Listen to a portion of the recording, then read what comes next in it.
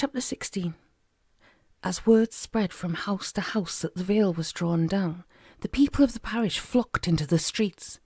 They flowed hurriedly towards the borders to stand, their noses pressed against the walls of hard air, staring out into the beyond. The vista, normally so mundane as to be invisible, now assumed a quality of remoteness and unreality. That none might any longer pass into that world made it fairyland, and the figures that moved there became exaggerated and larger than life. And though they shouted and cooed and smote the barrier with sticks and staves, the world beyond did not see them, nor hear their cries for help. The world beyond simply went on doing what it had always done, which wasn't very much, although it seems so now. Although the trapped people watched desperately for some sign which might signal the recognition of their plight by the free folk, who now passed within inches, none came. Their faces never turned, and they went about their business as ever they had. To the world outside, it seemed that Brentford had simply ceased to exist. What attempts were made to stir up a bit of healthy rioting were stifled almost as soon as they were begun by the arrival of police snatch squads. Strange, pale young men in protective uniforms, sporting minuscule headphones and carrying small black boxes attached to their belts. They moved swiftly in the crowds to bear away the outspoken to the waiting meat wagons. Those who had voiced complaint reappeared hours later, very passive and uncomplaining, clearing their throats before speech with curiously mechanical coughing sounds. Brentford's ghost people drifted back to haunt their houses and closed their doors behind them. Days began to pass upon another, each one the same as the last. Pooley and Omally sat in the Swan, bitterly regarding the new barman as he soullessly directed the redecoration of the grand old watering hole. Through the Swan's windows, now being double-glazed, the dark walls could be viewed, shimmering and strange. Beyond them the sun shone, but in Brentford a thin drizzle hissed upon the pavements and trickled down the gutters. The sun beyond the barrier was setting as old Pete hobbled in, shaking rain from his cap and muttering under his breath. As he passed his coinage over the counter, the young barman tut-tutted and warned him that such cash transactions would soon be impermissible. Old Pete muttered something in reply, but it was only the word pox that caught the ears of John and Jim. Pooley lit up a passing cloud and drew deeply upon it. He opened his mouth to speak, but no word came. Omally read the expression in the open mouth and nodded hopelessly. There was no need for either question or answer. Nobody knew what they were going to do next, or even why. When the barman called time 6 minutes early, the two men parted with no words spoken and wandered away into the night. The disappointments and hopelessness of it all were beginning to take their irrevocable toll. Pooley lay on his bed, hands cupped behind his head, awake to the sounds of the night. The room was now heaped with a pointless array of useless and expensive articles. The wardrobe overspilled with tailor-made suits, shirts and shoes. Quadraphonic record players, all lacking plugs, and most not even unpacked from their boxes, lay half hidden beneath every Frankie Lane record Jim had always promised himself, and the entire Robert Johnson collection. He had riffled every Brentford store in the vain attempt to spend his wealth. Finding an estate agent with property deeds still for sale, he had purchased all available for wallpaper. The things he ordered arrived by the hour to lie in soaking stacks on the pavement. Jim went about the business with a will, but as with everything now, the task was hopeless. He could never outspend his own wealth. Progress across the cluttered room was made the more precarious for fear of sinking to his doom in the marshland of expensive shag-pile carpets heaped upon one another. He should have been sleeping the sleep of the drunk, but no matter how many pints he'd struggled to down, nowadays he still remained fiercely sober. None of it made the slightest bit of sense to Jim. There seemed no purpose to any last bit of it. Pooley pressed the time speak button on his brand-new Latanos and Romith wristlet watch. 11:45 and all is well, Jim, said the polite little voice. Pooley made an unseemly sound and suggested that all was very far from being that. Professor Slocum had called him and John to a midnight rendezvous this very night. No doubt the professor felt the need to impart to them the more prophecies of impending doom.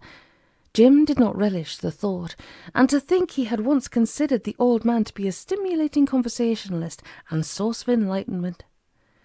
Jim climbed down from the most expensive mattress printed palms could buy and sought out a pair of matching shoes from the undisciplined regiment which stood before him. Having kicked about for several minutes, to Jim's immense chagrin he unearthed one lone matched set, his tired old work boots. Muttering something about the curse of the Pooleys, Jim drew the wretched articles on to his naked feet. Having recently had a nasty experience in the bathroom with a computerized umbrella which opened automatically upon contact with water, he left the thing rolled up under the bed and braved the drizzle in a new tweed shooting jacket with matching cap.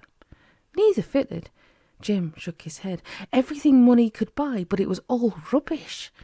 The new calfskin waistcoat had looked a bundle in the shop, but no sooner home than the buttons had begun to fall off, and the leathery smell vanished away to be replaced by one of plastic. The same smell which permeated everything he had bought. Jim sniffed at the tweed jacket. Yes, even that. Bewailing the millionaire's lot, Pooley slouched on to the professor's. Omally was already there, comfortably ensconced in a fireside chair, wearing a nutty three-piece whistle Jim had given him, his right hand wrapped about a whisky glass. Professor Slocum was at his desk amongst his books, and Sherlock Holmes was nowhere to be seen. Upon Jim's noisy entrance, the sole of his right boot having chosen this inopportune moment to part company with its aged leather upper, John and the Professor looked up from their separate reveries and greeted the new arrival. "Help yourself, Jim," said the old man. "I think you will find the fruits of my cellar eminently more stimulating than those of the Swan." "Praise be for that," said Jim Pooley, liberally acquainting himself with the decanter. "So now," said the Professor, once Jim had hopped onto a comfortable chair and eased off his rogue brogue, "there are a good many things that I must tell you this evening, few of which you will find comforting, I fear." "We're off to a good start," thought Jim, but he kept it to himself. "As you are both aware, Brentford is now completely surrounded by an impenetrable barrier." The two men nodded gloomily. They were a long way from Rio, and that was a fact. "And no doubt you've been asking each other why." "Never gave it a thought," said Jim. Omally leaned forward and smote him a painful blow to his naked soul. "Thank you, John. Now it is my wish to put you both in the picture as far as I am able. It is essential that you understand what we face. Those of us with the power and the will to fight grow fewer by the day. Soon, if the thing is not stopped, there will be none remaining." Pooley did not like the sound of that very much at all. "I will start at the very beginning." "Do so, sir," said Jim. "In the beginning was the Word, and the Word was with God, and God was with the Word." "Hold hard there," Pooley interrupted. "From Genesis to the Revelation is a long hill by any standard. Might we just skip right through it to now?" "All right, but let me briefly explain. The God of Adam brought something to the world which had not existed before. He brought light. To our perception there is but one God, the true God, but our forefathers believed in an entire pantheon of elder gods. These rose and fell with their temples, for how can a god exist when there are none to worship him?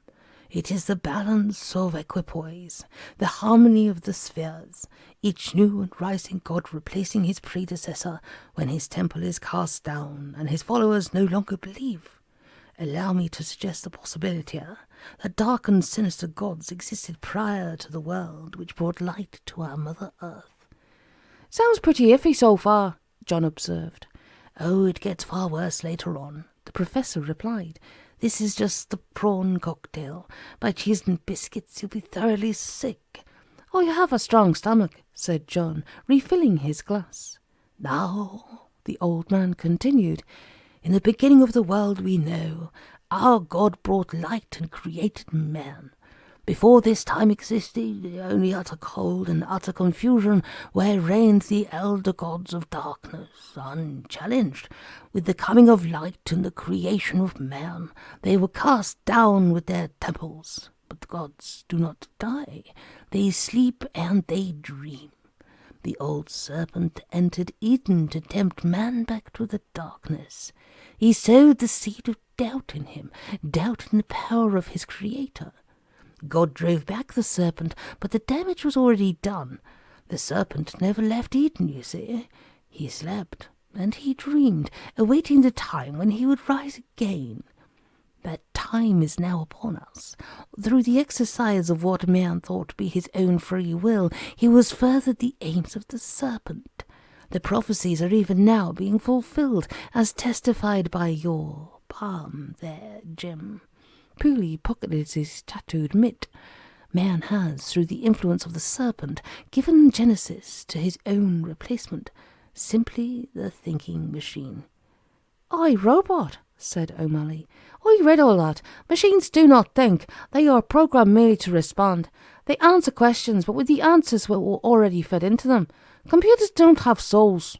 "There now," said Professor Slocum, "you have saved me my old breath. They have no souls. It is a man's soul alone which prevents him slipping back into the darkness. The soul cries out to the light. The soul worships the light. Replace man, and the temple of the Lord of light is cast down. The darkness returns." "The whole menu was a bowl of sprouts," said Omally bitterly. "I'm going to be sick."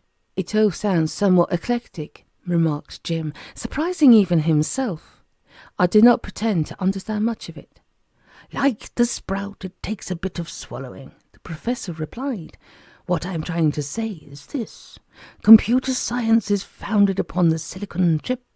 It has long been suggested by scientists that life might exist elsewhere in the universe, life possibly with a silicon base.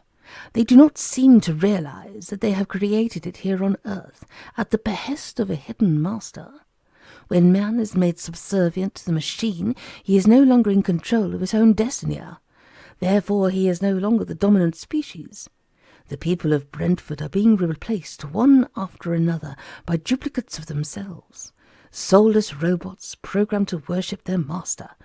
Unless we act quickly, then all we have ever known will be lost." Pooley solemnly removed his wristlet watch and cast it into the fire.